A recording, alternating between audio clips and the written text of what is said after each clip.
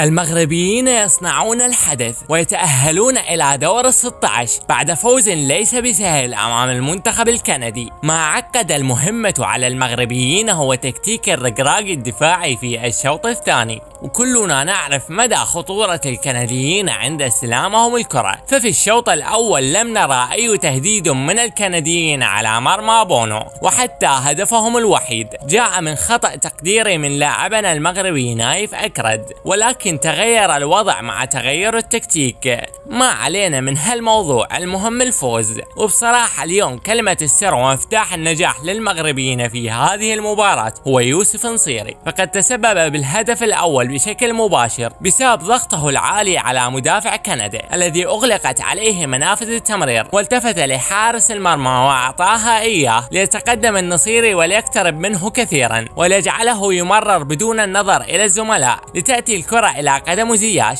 الذي وضعها بدوره في الشباك.